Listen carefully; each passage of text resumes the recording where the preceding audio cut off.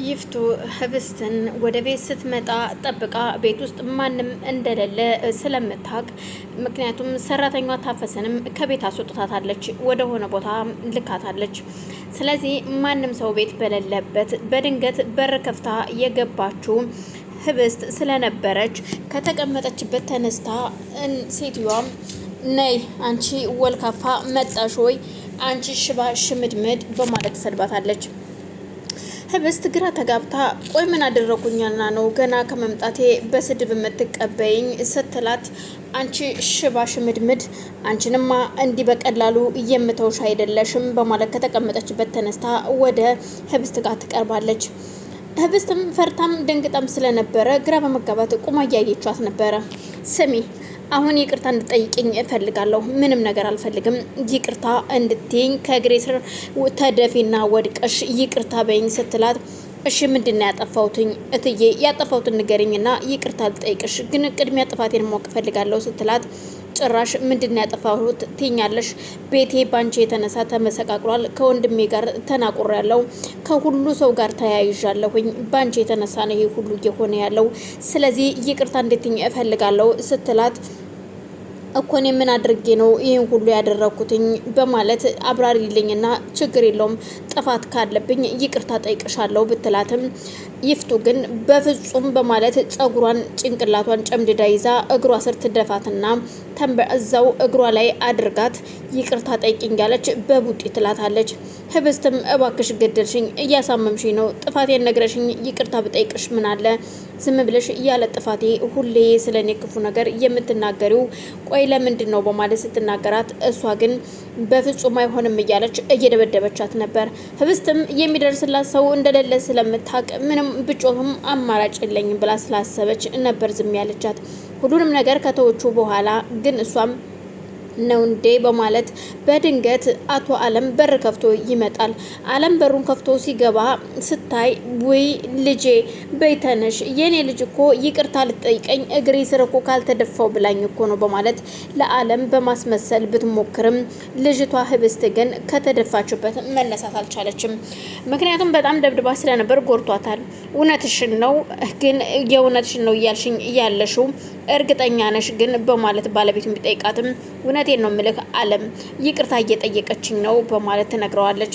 እሷም ግራ ተጋብታ ስለነበር ልጄ እሺ ተነሻ ታዲያ በይቅርታ ከሆነ በይተነሽ በማለት ከወደቀችበት ያነሳትና እስኪ ቆይ ምንድነው እየሆነ ያለው? ምንድነው የተጣላችሁበት? ተጣልታችሁ ነው ሲላት፣ አባዬ አሁን ይቅርታ አድርግልኝና ወደ ክፍሌ መሄድ እችላለሁ ወይ? እባክህ ወደ ክፍሌ አደርሰኝ ስትለው፣ በይኔ ሂጅ ልጄ በማለት ከወደቀችበት ያነሳታል።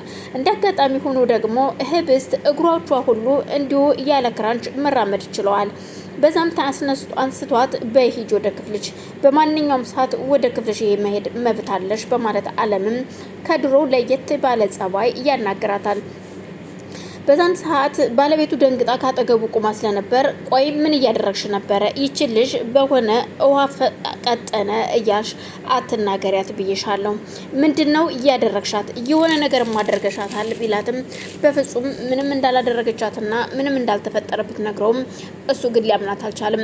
ምክንያቱም አሁን ላይ ነገሮችን በጸባይ ካልሆነ በስተቀር እንደዚህ በኃይል የሚሆን ነገር የለም። ስለዚህ ያናገርኩት አንደኛው ሰራተኛው እንደሚያገባው ስለነገረው፣ ስለዚህ በአምላክ ምንም ሊያደርግ ባይችልም ግን አብነት ሊያገባት አሊያ ደግሞ ሊገላት እንደተነጋገሩ ምናም ገንዘብ እንደከፈለባት ስለሚያውቅ በጸባይ እስከዛው ድረስ በጸባይ መያዝን ይመርጣል። እናም እሱም ተነስቶ ግን ስርዓት ብትይዥ ይሻልሻል በማለት ባለቤቱን ተናግሯት ወደ ህብስት ክፍል ይሄዳል። ህብስት ክፍል ከሄደ በኋላ የኔ ልጅ ቆይ ምንድነው የተፈጠረው ነገር?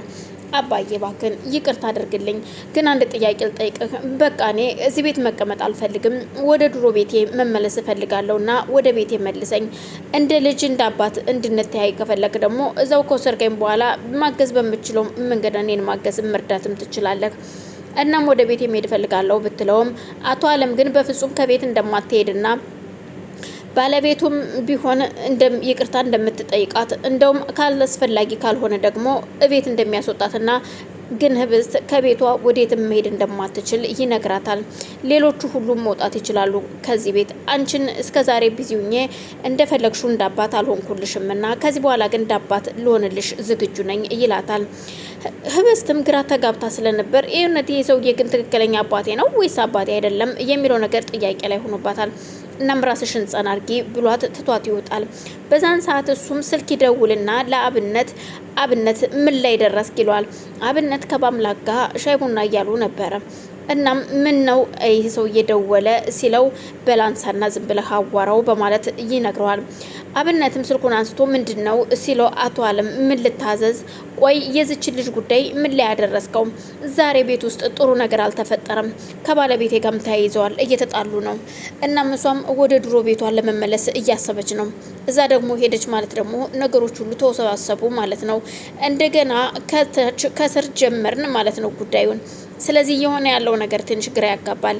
እናም ማፋጥነው ነገሩን እንጂ በማለት ሲናገረው እሺ በቃ አቶ አለም ሁሉንም ነገር አስቤበት በአንደኛው ሀሳብ ተስማምቻለሁ። እናም እሱን እያበረታታሁት ነው በማለት ይነግረዋል። በልሺ ቶሎ አሳውቀኝ በማለት ጆሮ ላይ ይዘጋበታል። አቶ አለም እኮ ሰላምታ አይቀድመው ደሞም ቻው ደህና ደሩም ሆነ ደህና ዋሉ አይቀድመው። ሲፈልገው በስድብ ይጀምራል፣ በስድብ ይዘጋዋል።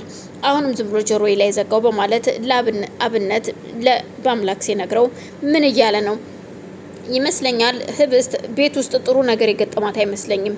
እናም የሆነ ችግር ተፈጥሯልና ቶሎ ጉዳዩን ጨርሰው እያለኝ ነው። ምን እንደሆነ አላቅም። ምናልባት የሆነ ነገር አድርጋት እንደሆነ ያቺ ሴትዮ አላቅም። ብቻ አብነት እኔ አላቅም ምን እየተፈጠረ እንደሆነ፣ ግን ሰውየው እያለኝ ያለው ቶሎ ጉዳዩ እንዲያልቅና ይች ልጅ የሆነ መንገድ እንዲኖርና ንብረቱን በእጁ እንደማስገባት